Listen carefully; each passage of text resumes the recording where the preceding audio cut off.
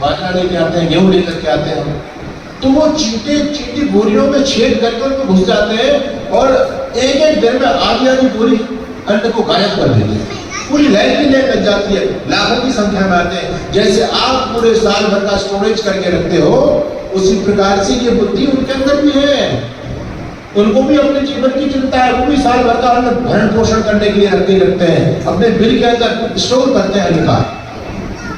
लेकिन आश्चर्य की बात यह है कि चींटी जो अन्न के दाने लेके जाते हैं, बाजरा का लेकर के जाएंगे, गेहूं का लेकर के जाएंगे, उसको साबुत नहीं रखते, उसको काट करके तोड़ करके रखते हैं। अगर उसको साबुत रख दिया तो उनके अंदर ये विवेक है, ये बुद्धि, पता नहीं भगवान है तो ऐसी बुद्धि दी है। वो जानते हैं कि अगर इसको साबुत रख दिया तो जैसे उसको अनुकूल वातावरण मिलेगा हो जाएगा ये, और यदि उसको काट दिया तो कैसा भी अनुकूल वातावरण मिल हो नहीं सकता। देखो अब लोग ये कहते हैं कि भगवान ने उस चींटा को ये ज्ञान किसने दे दिया?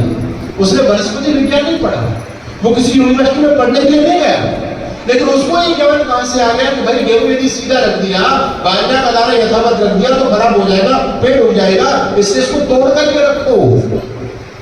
है या नहीं परमात्मा? कौन दे रहा हमको ज्ञान? अच्छा चलो ये तो गेहूं बाजरे की बात हो गई। जब चींटा धनिया लेकर के जाते हैं तो धनिया को तोड़ के नहीं रखते, उसको साबुत रखते हैं। अगर आपने थोड़ी बहुत खेती बाड़ी की है तो आपको पता होना चाहिए धनिया कैसे बोया जाता है, साबुत या तोड़ करके। उसको तोड़ करके उसको द्विदलन करके बोया जाता है। उनको ये विवेक है कि अगर धनिया को तोड़ के रख दिया तो धनिया पैदा हो जाएगा, इसलिए धनिया के दाने को साबुत रखते हैं और बाजरे और गेहूं के दाने को तोड़ करके रखते हैं। उनको ये विवेक कौन दे रहा है? इसलिए भगवान कहते हैं विष्णु हो परमाणु पश्यता, उस परमात्मा की रचना को देखो, क्या अद्भुत उसकी रचना है। ये तो प्रतानी पशुपस है, वो रचनाकार अपनी रचना के अंदर विद्यमान है। और एक चीज और समझना आप, दो चीज होती है, एक होता है गुण और एक होती है गुणी। गुण और गुणी, गुण का मतलब आप सभी समझते हैं, गुण एक क्वालिटी, और गुणी किसे कहते हैं? जिसके अंदर गुण विद्यमान होते हैं उसको कहते हैं गुणी। जैसे एक शब्द है संज्ञा, संज्ञा, संज्ञा का मतलब नाम, किसी व्यक्ति वस्तु स्थान के नाम को संज्ञा बोलते हैं। संज्ञा और संगीत, जैसे सच्चिदानंद क्या है? संज्ञा है। और जिस पिंड की ये संज्ञा, इस पिंड को बोलेंगे संची, ठीक है ना, ये व्याकरण का विषय है, दर्शन का विषय। उसी प्रकार से गुण और गुणी, गुण जिसमें विद्यमान रहता है उसको कहते हैं गुणी। अब समझने वाली बात यह है कि दर्शन केवल गुणों का होता है, गुणी का नहीं होता। हम ईश्वर को देखने की बात करते हैं ना, ईश्वर को दुनिया में कोई नहीं देख सकता, क्योंकि दर्शन केवल गुणों का होता है, गुणी का दर्शन नहीं होता। और गुणों के द्वारा गुणी का अनुमान किया जाता है। वो गुणी गुणों से अलग नहीं होता, गुणी गुणों के अंदर विद्यमान होता है, लेकिन दिखाई केवल गुण देते हैं, गुणी दिखाई नहीं देता। अच्छा, ईश्वर तो बहुत दूर की बात है। मैं आपसे मोटा सा प्रश्न पूछता हूँ, हम सभी ईश्वर को देखने के लिए बहुत दौड़ लगा रहे हैं। आप लोगों ने अपने पिताजी को देखा है? किस किस व्यक्ति ने अपने पिताजी को देखा? एक बार हाथ खड़ा करो। अरे सब लोगों ने देखा है, सबने अपने पिताजी को देखा है। आप थोड़ा सोच समझ कर उत्तर दो, ठीक बोल रहे हो गलत बोल रहे हो। देखा है सचमुच आपने अपने पिताजी को? देखा है। एक व्यक्ति ने मेरे पास फोन किया, कहता गुरुजी पिताजी चले गए, आप जल्दी आ जाओ। पिताजी चले गए का मतलब समझ गए? जल्दी आ जाओ। मैं जब गया तो उसके पिताजी जमीन पर ऐसे लिटाए हुए थे। मैंने कहा भले आदमी तो झूठ बोल रहा था, तुम कह रहा पिताजी चले गए, पिताजी तो लेटे हुए। कहता कि पिताजी तो है, तो पिताजी का शरीर है। क्या बोला? ये पिताजी नहीं है, पिताजी तो गए। अब जो चीज चली गई उस चीज को क्या आपने देखा? अरे आप तो पिताजी के शरीर को ही पिताजी समझते रह गए, ऐसा ही है ना। आप कह रहे हैं हमने पिताजी को देखा, हमने पिताजी को देखा। आपने केवल पिताजी के शरीर को देखा, पिताजी को आपने नहीं देखा। और यदि पिताजी के शरीर को आप पिताजी मानते तो फिर ये नहीं कहते कि पिताजी चली गए। जो चीज निकल गई शरीर के अंदर से वो पिताजी थी। उस चीज को आपने कभी देखा क्या? उसको कोई नहीं देख सकता। परमात्मा तो बहुत सूक्ष्म है, उस परमात्मा को ऐसा देख पाना बहुत कठिन है। तो दर्शन कहता है कि केवल गुणों के दर्शन होते, गुणी के नहीं होते। इस चीज को समझने का प्रयास करें। लेकिन गुणों के द्वारा गुणी की पहचान होती है। जैसे आपके पास में 3 कांच के पात्र हैं, एक में बूरा भरा हुआ है, एक में सोडा भरा हुआ है, एक में नमक भरा हुआ है, और तीनों देखने में एक जैसे लगते हैं। अब आप ये कैसे पहचान करेंगे किसमें बूरा है, किसमें सोडा है, किसमें नमक है? हाँ, जैसे आपने पात्र को खोला और थोड़ी सी चीज लेकर के जैसे ही जीभ पर डाली और आपको नमकीन नमकीन लगी, तो आपने क्या पहचाना? ये नमक है। गुणों के द्वारा गुणी की पहचान हुई।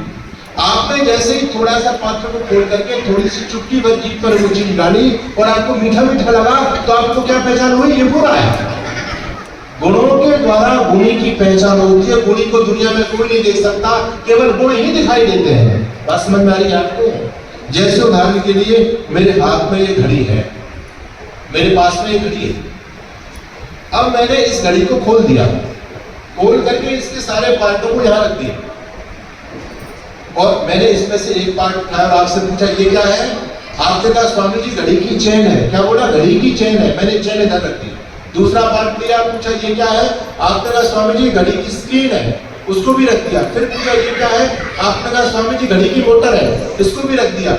ये क्या है? आपने कहा स्वामी जी घड़ी की चाबी है। ऐसे ऐसे में एक एक पार्ट को उठाता चला गया, आपसे पूछता चला गया।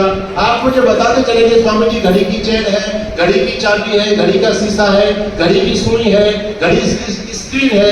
मेरे सारे के सारे पार्ट यहाँ से खत्म हो गए, सारे पार्ट यहाँ मैंने रख दिए। अब मैंने आपसे पूछा घड़ी कहाँ है, तो आपके पास क्या जवाब है? घड़ी कोई अलग से है क्या? अलग से नहीं है। यही बात समझने के ऋषि को ही समझा रहे, वेद का मंत्र यही समझा रहा है। दर्शन केवल गुणों के होते, गुणी के नहीं होते। गुणी गुणों के अंदर विद्यमान होता है।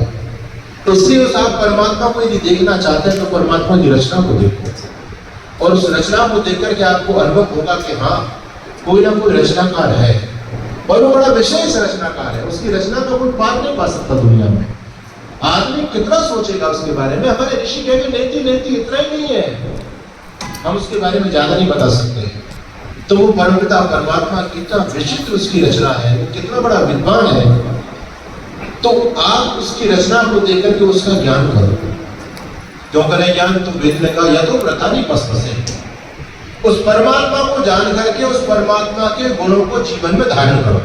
देखो ईश्वर की 2 प्रकार की भक्ति होती है, एक होती है सगुण भक्ति और एक होती है निर्गुण भक्ति। आप लोगों ने शब्द सुने होंगे, लेकिन सगुण और निर्गुण का मतलब हम क्या मानते हैं? सगुण से मतलब साकार और निर्गुण से मतलब निराकार मानते हैं। दुनिया के लोग 2 प्रकार की भक्ति करते, कहते हैं आर्य समाज तो निर्गुण भक्ति करते हैं, यानी निराकार की भक्ति करते हैं, और हम लोग सगुण यानी मूर्ति बना करके साकार की भक्ति करते हैं। महर्षि स्वामी दयानंद जी महाराज ने निर्गुण और सगुण शब्दों को खोला।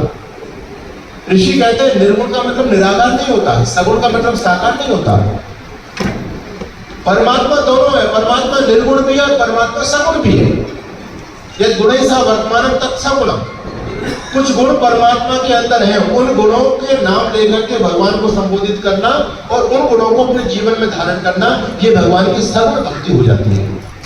और कुछ गुण परमात्मा के अंदर नहीं है, तो परमात्मा पे निर्गुण भी हो गया। जैसे परमात्मा के अंदर दया का गुण है, हे प्रभु आप बड़े दयालु हो, आप ऐसा भगवान का स्मरण कर रहे हैं और उसके दया के गुण को अपने जीवन में धारण कर रहे हैं, तो ये भगवान की कैसी भक्ति हो गई? सगुण भक्ति हो गई, क्योंकि भगवान के अंदर दया का गुण है, भगवान सगुण हो गया। बात समझ में आ रही है? हे प्रभु आप न्यायकारी हो, ईश्वर के अंदर न्याय का गुण है, हम भी न्यायकारी बन रहे हैं, तो ये भगवान की सगुण भक्ति हो गई। परमात्मा निराकार है, आकार का गुण परमात्मा के अंदर नहीं है, तो परमात्मा निर्गुण हो गया। काम क्रोध लोभ मोह ये चीजें परमात्मा के अंदर नहीं है, तो हम भी ऐसे बने, हम भी इन चीजों को छोड़े, तो भगवान की निर्गुण भक्ति हो गई। तो वेद का मंत्र कहता है यतो व्रतानि पसपसे, उस परमात्मा को जान करके उसके गुणों को अपने जीवन में धारण करो, तभी कल्याण संभव है। काम क्रोध लोभ मोह से दूर होना और परमात्मा के अंदर जो गुण है उन गुणों को जीवन में धारण करना, ठीक है? न्याय, प्रियता, प्रेम, वात्सल्य, करुणा, ये हमारे जीवन का आभूषण बन जाए तो व्यक्ति का कल्याण हो जाता है। यतो व्रतानि पसपसे,